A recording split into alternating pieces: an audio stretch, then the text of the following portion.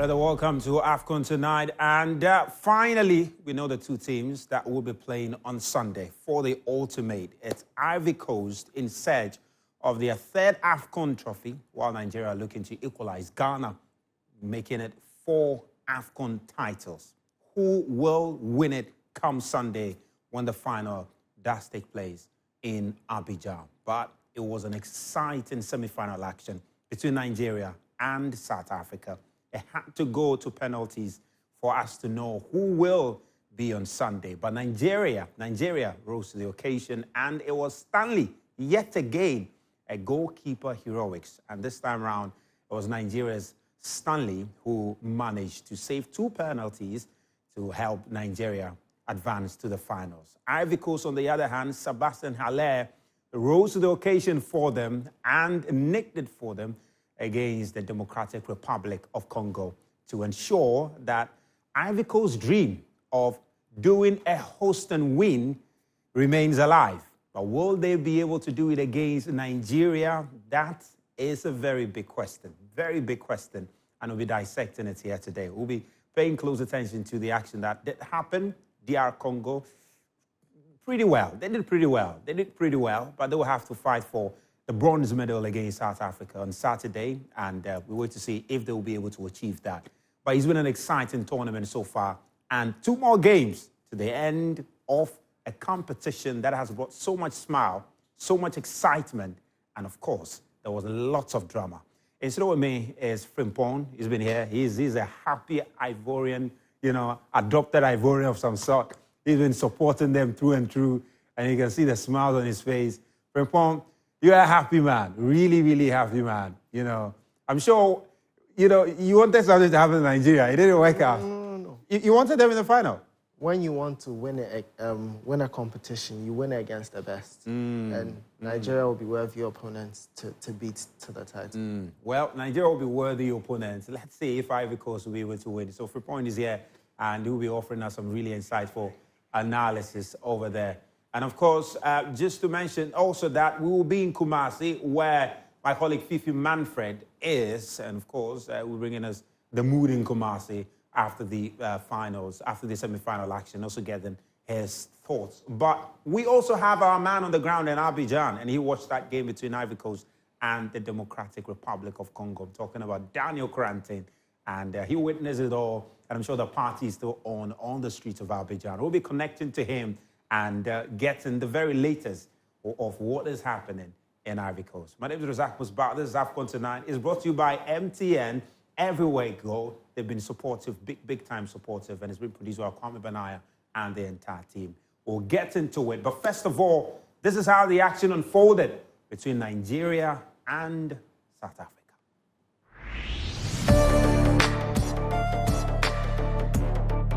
Right, Osei Samuel is the one player who makes his way into the starting lineup today, as Zaidu Sanusi is out of the starting lineup. Arguably a 5-man defence when they are off the ball or out of possession. Mkwena has been exceptional, Percy Tau is exceptional, Evidence Machopa, who scored against Morocco. The stage is set, the players are ready, the world is watching. And as the 38-year-old Egyptian referee's whistle heralds the start of this potentially electrifying encounter, the eyes of the footballing world. Lovely touches from Chikwueze, finds Osimhen. Maintains possession after a slightly awkward initial touch. Osimhen goes down and penalty. Nigeria will have the opportunity from the penalty mark. Victor Osimhen with a burst of pace that could prove decisive in this critical tie. William Troost-Ekong.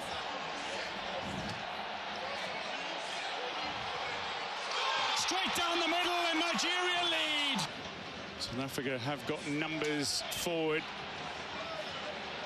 Tau was looking for a call in his favour. Nigeria escaped with possession and they're on the charge. Lookman again, Osimhen to his left.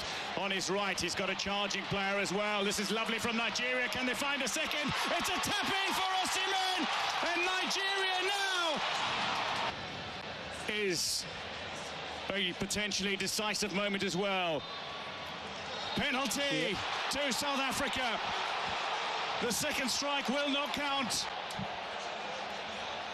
Nobali potentially the Nigerian hero. In the 90th minute, Mokoena strikes firm, he strikes true.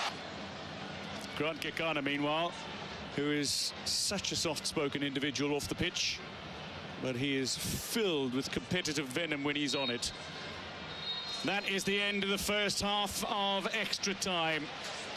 Omuru, one of two 2013 Afcon winners in this Nigerian squad. The Nigerian great. That is the end of extra time. It is ended 1-1 through 120 minutes, and we will have penalties to determine who advances to the final. From the penalty mark against Nwabali. Oh, Nwabali saved again! 2-1 Nigeria lead through 3 rounds of kicks. For Nigeria and Leicester City's Foxes. From a couple of steps away against Williams, sends Nigeria into the final at the expense of South Africa. Staggering, stirring, stellar scenes from the Super Eagles. Iheanacho celebrates. It's the subs that have done the work, but Nwabali will be celebrated for his scintillating performance. Right, Usay Samuel is the one player who makes his way into the... So that's what happened. Nigeria, clinching it on penalties, and Stanley proving that, look, he's indeed possibly the best goalkeeper so far in this tournament. And it was a contest between 2 of the best goalkeepers thus far. Ronwen Williams didn't turn up as he did in the quarterfinals. It didn't work out for him. It was Stanley's day, and he got Nigeria into the finals. I mean, for him, that was a very decent game. End-to-end stuff. We expected this, and they delivered on it. Yeah, my expectation was that there will be a goal each for both teams, especially as they are all good defensively, but they wouldn't give too many opportunities away. So it was one of those games where opportunities will come. When they do come, you have to take them. And Nigeria, well, it came through a pass through the channel, and we know the man, Victor Osimhen, got on it, fouled. They got the penalty, and you could tell there's just something about this Nigeria team. It's a team effort for them. Yeah. And I wouldn't want to take that penalty that possibly could take me through to the next round, but they all trusted Troost-Ekong, and he delivered again. Yeah. But sadly for Williams, this time he got a direction, but the ball went under his arm, and well, that would have made for a good story. But then, on the other hand, South Africa showed that they believed that they were in it. And to take it all the way to extra time and penalties is a clear indication of the confidence they had in themselves and in their squad. So it's not too much of a surprise that we saw it go all the way to the penalties. And I said this somewhere else, that I believed it will go to penalties, but Nigeria will win, just because you can't go into 2 penalty shootouts and have your keeper on splendid form like Williams has been. So it's not too much of a surprise that they're out this time. But not too much of a surprise they're out. But for Nigeria, this is what it means. In 1980, they went to the final. They lost it. 84, they clinched it. 88, second, they came. In 1990, they came up second. 94, they clinched it. 2000, runners-up. 2013 winner, and 2023, now they are in the final. Just to mention that in 2000, they actually won it against Cameroon. They won it in 2000. That's why they now have 3 titles. All right. Right, it was 94 rather, right? 94 rather that they won it. Yeah, in 2000 they were runners-up, and 2013, of course, they won it. So just quite a good record for them. It hasn't been the case that every time they've been to the final, they have won it. It hasn't exactly been that. They've come up short in some occasion, but you look at their record. The last time they were there, they won it, and 10 years after, they are in there. Yeah, and from the trend, you can tell every time they've won it, the next time around, they fall short. So that might be... That's interesting. That might be an runners-up, 84, they won it.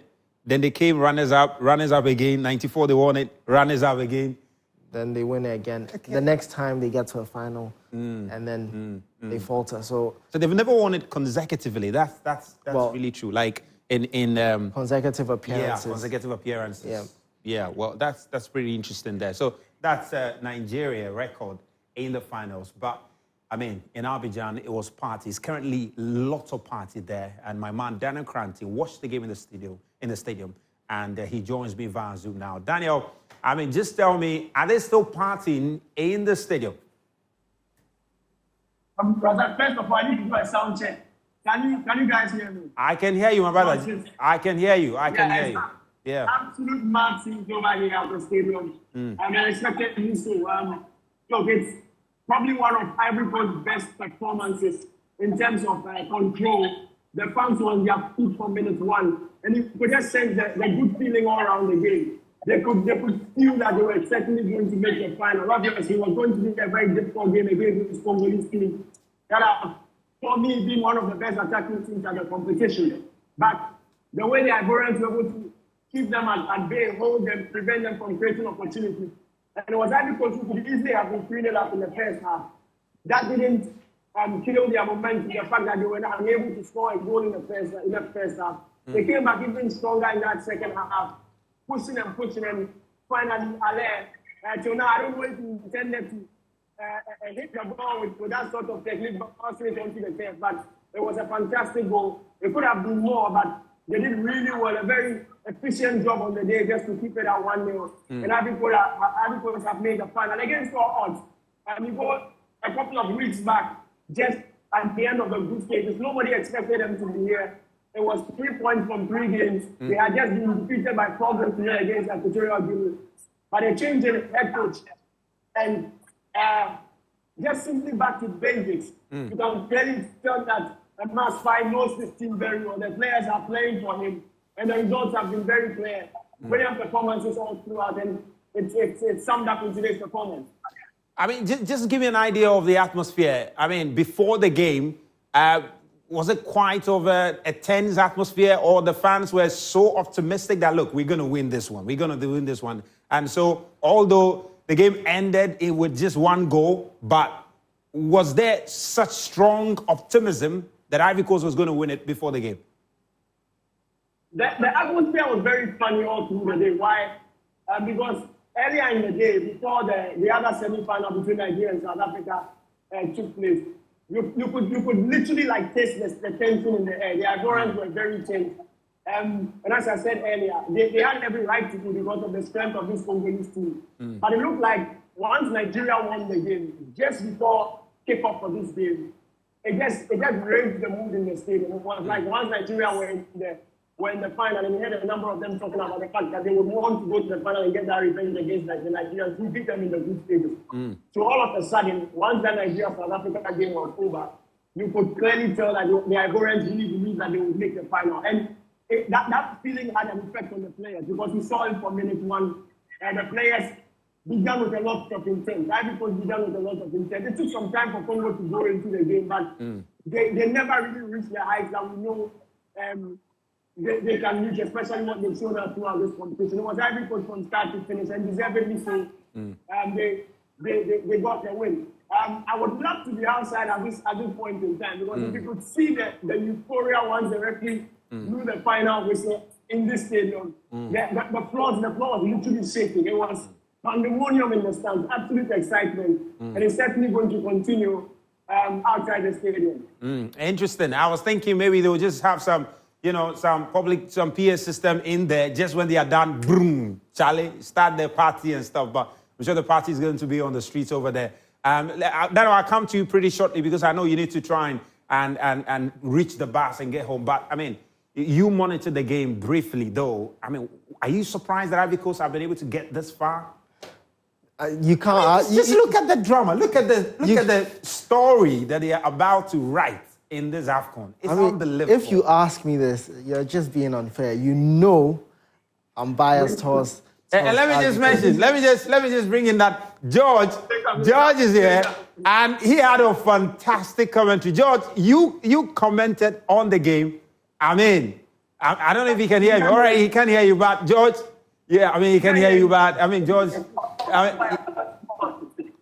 great, man. George, George had a junior there doing commentary for New TV, and I mean, just go on.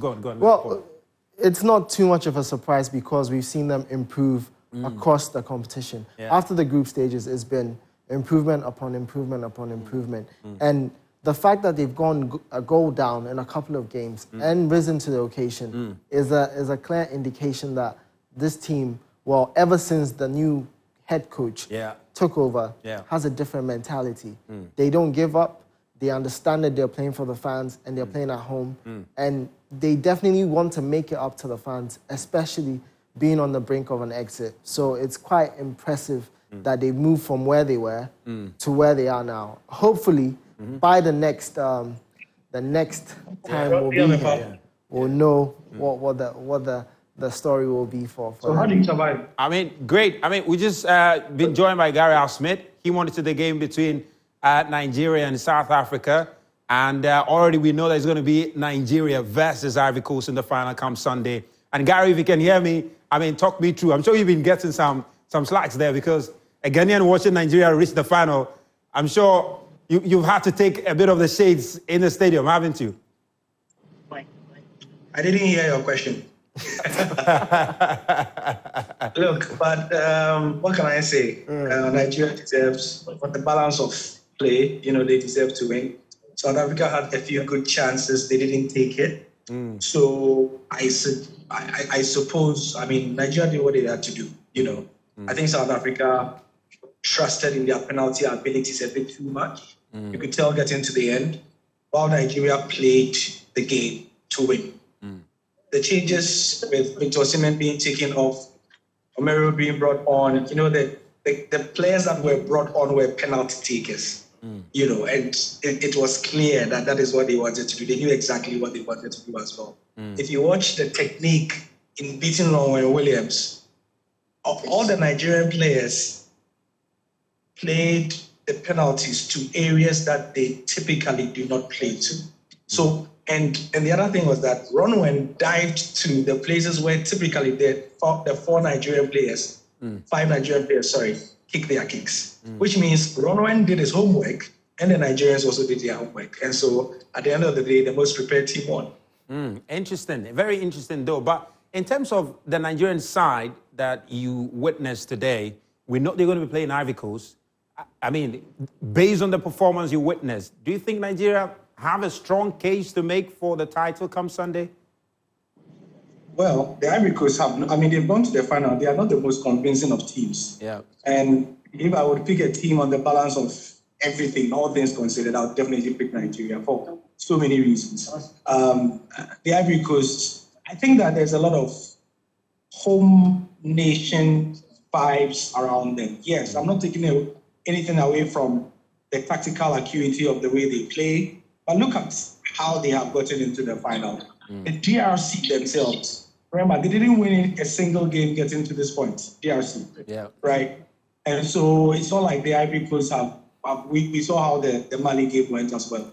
A lot of half chances. But if you take tactically, teams that are set up tactically on the balance of play, I think Nigeria are by some distance better than the Ivory Coast. The only thing that I am afraid of for Nigeria is whether the occasion, because they've not been here for 10 years. Ivory Coast have not been here since 2015, I believe, when they beat Ghana to the title. So whether this batch of players would have the emotional intelligence for such a big occasion is what I can't tell. But, that's why they've got players like Ahmed Musa in there to calm things down. And I was looking around the Nigerian bench and around them. They have lots of legends. I mean, they're playing with a couple of them, coming one Paul and others, DJ Okocha. They are around the team. And what I've noticed about this Afcon is that for all the teams that have given the opportunities to their legends to be around the team, to, speak to them, calm them down and all that sort of thing, it has worked for them and they have gone a bit far. And I'm talking to you, Ghana, who decided that, you didn't want to allow anybody into your camp for whatever reason. So yes, of course, the Ghanaian in me, the typical Ghanaian in me would not want Nigeria to win 4 Afcon titles and equal us as well. But it is what it is. I think they are the better team going in on Sunday for me. Daniel, let me just bring you in so we can just, part ways with you so you can go and catch your bus there. But, I mean, just quick thoughts on same question that I addressed to Gary. I mean, just a little preview to that game on Sunday. You think Nigeria have a better chance than Ivory Coast? Look, Nigeria have been solid, especially defensively. We know how good they are. In fact, in today's game, we saw the goal they conceded. They are actually taking a 2-0 lead and then, funny enough, we are reversed. That would usually have been their was it fifth clean sheet in a row. It just shows you how very solid they are, how very difficult to break down they are. So we know the strength of the Nigerians. But the interesting thing about this Ivorian team is that since fight took over, you don't quite know the Ivorian team that is going to show up. From the first 11 to the playing style, he's very pragmatic. And although the Nigerians have beaten the Ivorians already this competition, Ivory Coast will be going into the final with much more confidence because under this head coach, now the players believe that whatever hurdle that is in front of them, they have not just the tactical acumen, but also the playing policy to be able to overturn them. So look, it's going to be a very interesting final. I think one of the most unpredictable finals that we've seen, and it will basically go down to who wants it more, and it's very, very fine margins. I don't think it's going to be a one-sided final or decided over 90 minutes. It's going to go, easily go all the way. And again, you would not expect both teams to take a lot of risk in that game. Ivory Coast in this game, when you could tell after the first half, you could tell that look, they could just tell that they were much better than the Congo. So it was one goal, and they knew it would be over. And even their body language after they scored the goal was clearly showing that they knew they were going to the final. But against Nigeria, look, it's going to be very, really, really tough. But what I'm very assured about is the fact that it will be a very high quality game and basically give you what this competition has given us. This will probably go down as one of the best Afcon ever. For me, at least personally, the best Afcon I've ever witnessed. It's brilliant. The best Afcon. Yeah, I mean, it has to be the best Afcon. Daniel, thank you very much. Let me just wrap up with Gary too. Gary, can you give us a sense of the atmosphere that we are likely to see on Sunday? You've been through the streets of Ivory Coast. You've seen the Ivorians. They're going to be in the final. You've interacted with Nigerians, even at this tournament, even today in their game. Can you give us a sense of the kind of atmosphere we are likely to experience come Sunday? Gary? First of all, I'm told that all flights from Nigeria to Abidjan have been booked for the past hour. So that is the first thing. Now, if you combine the fact that Nigeria or Nigerians, our Nigerian cousins, choke everywhere they are in a final, plus the fact that we are in the host nation, then I think that it is fair to say that on Sunday, there will be no space at all in this city. I think that will be the first thing. And it will be an incredible atmosphere. Friday, Saturday, Sunday will be incredible. And for me, like Danny said, Danny chose to say that, it will be fine margins. Yeah. I have chosen to say that the final will be won by the team that will be the most emotionally intelligent. I don't think it will be absolutely down to tactics. I think that Danny said the team that wants it more, yes, and I strongly believe so. So if the Nigerians want it more and they can control the nerves and all that, I think that they can win it. If the Ivorians are also able to ride the wave of the occasion and there will be a 12th man, they are going to win it as well. So yeah, in any case, for us as Ghanaians, we should be worried, Razak, because the Ivory Coast will potentially go to 3 titles. Yeah. Nigeria potentially could go to 4 titles in a space of 42 years. When we won our last Afcon, Nigeria, in 82, Nigeria had barely won. They had won 1, or they hadn't won 1 at all, or something like that. So 1-1. Yeah, they won 1. Yeah, they had won 1. Yeah, and I mean, they are going to win their 4th. Come on. Anyway, Gary, thank you very much. Safe journey, and I'm sure you're heading towards Abidjan. Fifi Manfred will join us also from Kumasi. But guys, if you're wondering what happened in Nigeria, especially some of the celebrities, we kept track of the social media platforms to see how they received Nigeria's win over South Africa. If you're really wondering how some of them celebrated it, we've got a snippet of it for you.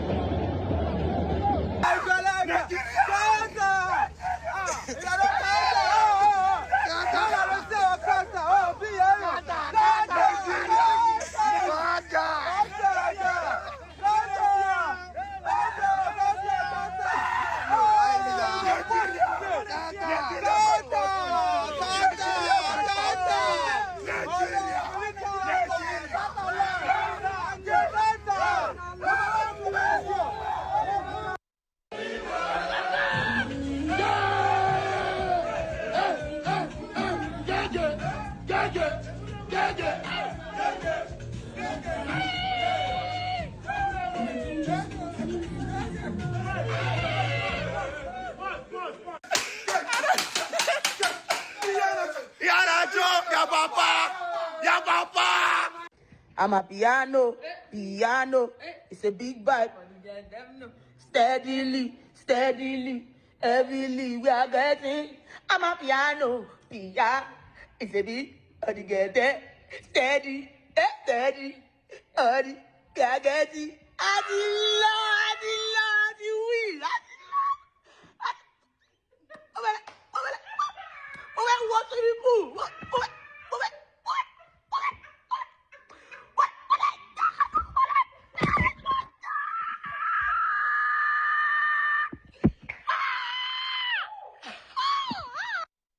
Thank you, Jesus. Thank you, Jesus. Thank you, Jesus. Thank you, Jesus. Thank you, Jesus. Thank Bafana Bafou.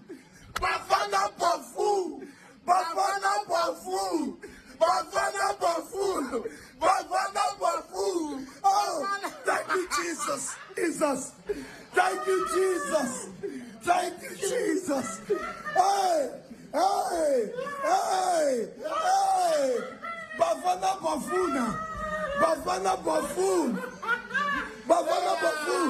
Hey, yeah! Oh, yeah! I don't know, when I see scenes like this, it's like, Richard Ofori! Hey! Oh my goodness. You wouldn't be here, so I don't know why I even worried. Catch the ball! Ghana will not be there either, so... Oh my goodness. But it's I don't know, the last time we were there, 2015, and we managed to make it to the final, and, you know, I can literally recollect how it feels like. It feels really good to be in the final. Yeah. It feels really good. You feel on top of the world. I tell you, man. Even if you lose, you still know you got close. Yeah, man. And you just need to work harder. And sadly, since then, stories. I mean, it's just unfortunate. So you can understand the celebrations of the Nigerians. You can understand how the, what do you call it? And these are some of the reactions on social media so far. Nigeria owns Tyler and Nasty C now. South Africa can have Speed Darlington. I'm not sure who Speed Darlington is, but clearly, whatever be the case, I'm sure he's not so much. To get South Africa visa, go hard, die now. That's Victor Boniface, one of Nigeria's players now, trying to make a joke over there. And Aishat, of course, is now moved to the US, formerly Barcelona player. He said, and Nwabali don't go bite hand with a feeder because the goalkeeper plays for Super United in South Africa. And he's making a very interesting comment there. Well, the Nigerians hate going home so much that they are going to stay in Ivory Coast until the last day of the tournament. Migration specialist. Oh my goodness. What a way to deflect your pain. I know. That's interesting.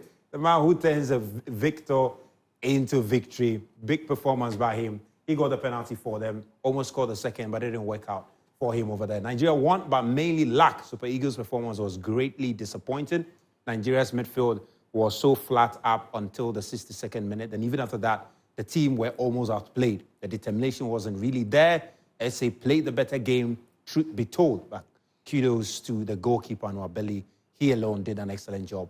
And I'm going to base on this and get your reactions. And Fifi is also on. But let me just get to Fifi frame before I come to you. Fifi, thank you so much for making time to join us. But let's just pick up from that last comment there. Is that what you also observed? Is that what you also observed? That Nigeria were not so great and that, you know, it just happens that on penalties, Nwabali was just that good? Well, thank you very much, Musbawa. But I think that has been the Nigerian story all throughout the competition. Even in games where they've not had the most possession, they've not played free-flowing, flamboyant football, they've just been effective. I think the Nigerian team is a classic example of an efficient and an effective football team, especially needed in tournaments where they are resolute in defense, but when they get forward, they get a job done. Again, if you want to put their effectiveness and their efficiency in perspective and in context, you compare the penalty kicks that the South Africans faced in their last game against Cape Verde and then this one that they faced against the Nigerians. You can tell clearly the Nigerians have practiced this penalty shootout. They know that Rowan Williams is an excellent penalty shot stopper. He doesn't just dive, but in this penalty, they have practiced it so much so well that they consistently have to wait for Williams to make the move and dive to either his right or his left. Most of the times, what is right before they pick their spot. The Nigerians had meticulously prepared for this game, and you can look at the team also in the physical shape. When he spoke to Gary and then Daniel, they told you about how good the team is, and whoever may win the final has to be mentally sharp. In the semi-final, Nigeria only won it with their physicality. Whilst technically they were a good side, I think South Africa had their moments they should have won. They had some quality chances. But then again, it's about the physicality of the game. The Nigerians kept it together. They were very compact with and without the ball. And they looked as if they were the team that were calm enough and waited for the opening. That penalty shootout, it was even much more dangerous because people had seen Warren Williams' expertise in penalty shootouts, but they had not seen that of Nwabali, who showed what is made of in penalty shootout. And the Nigerians just gave us a little bit of what we've not seen. And I think that's what tournament football is about. You grow, you make mistakes. They made the only mistake in their first game. They have been unbeaten. But for this game, they would have gone 5 games without conceding. They are joint in terms of South Africa and of clean sheets in the games. But they've considered less shots on target. They considered less goals. And then they've been much more effective up front with respect to chance creation.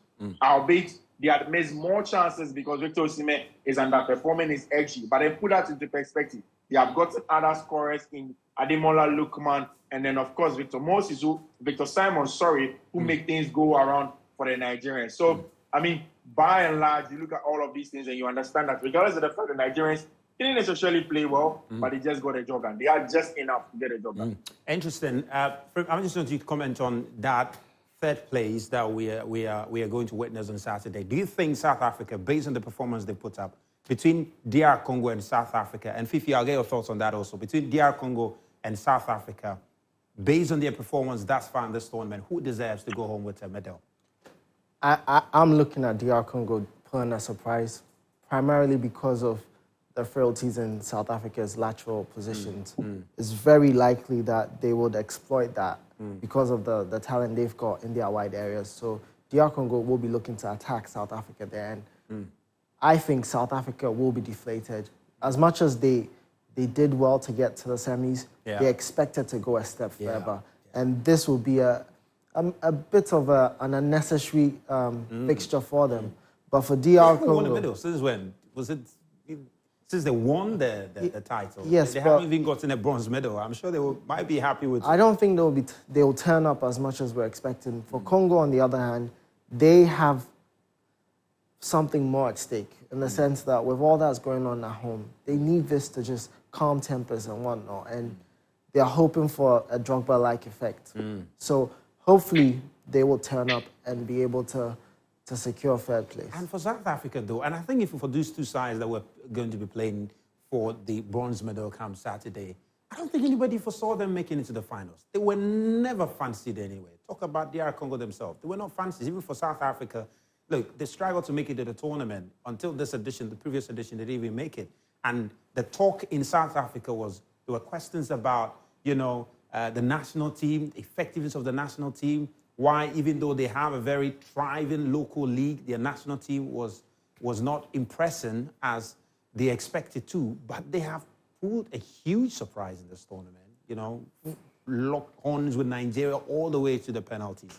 It's been a decent tournament for them so far, really decent tournament. Yeah, I think primarily because they've got players that play together at club level.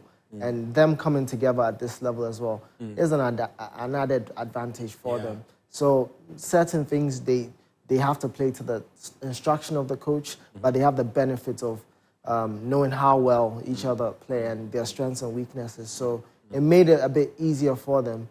But then again, when you look at them in the round of 16, in the quarterfinals, they did show some level of efficiency and some mettle in knocking out Cape Verde and ensuring that they would get here. So I'm not too disappointed for them. I think they've done well, but the third and fourth place, I think what could happen is coach might get excited and say everyone deserves to play. And that rotation might cost them a medal in the final game. One of the interesting things is that, look, there's a lot of talk about we need to find space for local players in the national team. There's a lot of talk about it. The South Africa example was looking like justifying that point. But guess what? Nigeria have 0 local players in their national team. Yeah. Jose Pesero didn't pick 1 player from the local scene into the national team. And guess what again? He got loads of criticism for that. Prior to the tournament was part of the reason people were saying he should get out. You should even exit from the group stage. How will you come pick a whole team to represent the country and you don't even consider any player from the local, what they call it, local league? But guess what? They made it to the final. It's all about quality, not necessarily about, quotas, etc. Find the correct player. Even if he's at Chippa United, bring him on. The other issue with local players or local-based players I have is the quality of the league determines the quality of the players. If you've got a league that's struggling to pull a crowd, struggling to develop players, there might be transfers from the local league, but it's to clubs in Uzbekistan, Azerbaijan, not to clubs of reputable level. Yeah. Then you realize that, okay, your development, probably your coaching, education, player education isn't where it needs to be. So certainly he's taken the right step, going for players that he's certain can play or understand what he wants to do. And for South Africa, they've gone for one that works because their league is strong. It's one of the better leagues in Africa. Yeah. So they had a case where they included as many as 8 or 9 Sundowns players. And it almost yielded the results that they were looking for and almost made a case for most African countries to probably replicate or emulate them as well. Yeah, I think, Manfred, let me bring you in. Another case that, especially at the time that Ghana is looking for a new head coach is whether to go with a local coach or to look for an expatriate. Now, Nigeria in the final with an expert. But for Ivory Coast, MS5, I understand it was the under-23 side or under-20 side that he had managed and part of the technical team of their expert, Jean-Louis Gasset. Now, the FA will be feeling justified with their decision to part ways with the expert. 2019, Algeria won it with an expert. 2021, Senegal won it. Nigeria won it with their local coach, Jamal. And 2021, Senegal won it with their local coach, Aliou Cissé. And if Ivory Coast go ahead to win it, then the local coaches seem to be getting a very good case for them to be handed the national teams.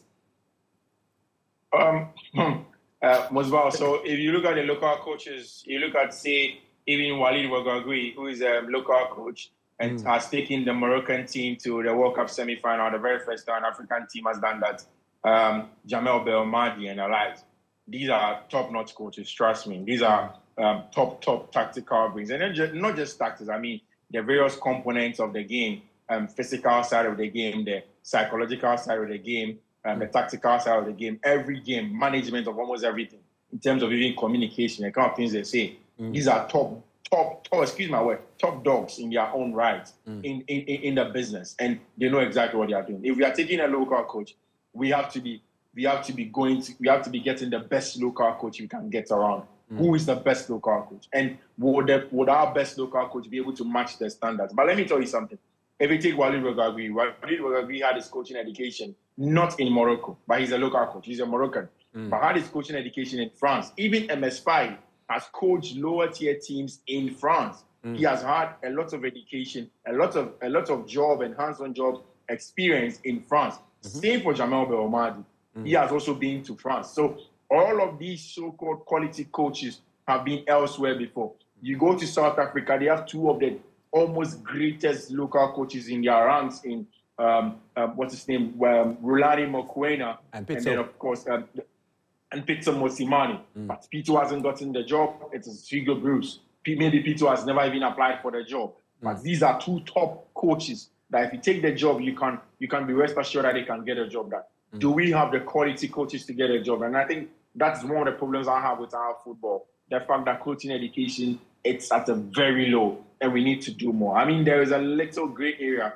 Is it the country? Is it the FA that has to invest in coaching education? Or these coaches have to also invest in themselves and go outside get the expertise, get the know-how, and then go higher in their line of work. But I think that generally, whether it's a local coach, whether it's a foreign coach, he has to have the expertise. Also, the kind of coach we pick, their principles has to fit the kind of players that we have. We are talking about Nigeria, we are talking about South Africa, because how the coaches play fits the kind of player profile that they have. The Nigerians under Jose Peseiro were not playing that 3-back. We changed it in that second game, went into a 3-back, and it fits the defensive solidity that they have in the kind of players that they have. Ajayi, the last time I told you, Ola Aina has been playing as a wing-back almost all his life. Shea Ajayi, William Trostekon, Calvin Bassey can play as a makeshift centre-back, can play as a DM. He can play in these roles. You get a coach that can maximize the quality of your team. We have had Ibrahim Osman already to Brighton and Hove Albion, adding to the chunk of wingers that we have in our team. Quality wingers, inside wingers, regular wingers. How are we going to use them? The coaches that we are going to get should fit how we want to use these top players that we have in our team. And then again, they have to be quality, not just status. I mean, if you listen to Gary, you listen to Daniel, it tells you the game isn't just about tactics. In fact, football tactics is just about 10%. Our bit is very important. It's just about 10%. There is a physical side of the game, there is a mental side of the game, and coaches even have to be experts in terms of communicating the ideas to these players. And we need to look beyond just the names. It has to be quality, regardless of where they come from. I do not particularly care. They just have to be quality. Have to be quality. Any lessons for Ghana? You know, yeah, we're left in the group stages, but any lessons for Ghana just, you know, from the round of 16, anything you've observed that Ghana can really take up seriously? Because, I don't know, is it fair to say that the countries that possibly take their football serious are not sure if it fits the contest? Because then maybe Morocco should have been to the final. Because well, they do take their football seriously, but they met a team that's also taking their football serious. So you've got South Africa, you've got Nigeria, you've got Mali, you've got Guinea, you've got Senegal. All these countries are taking their football serious.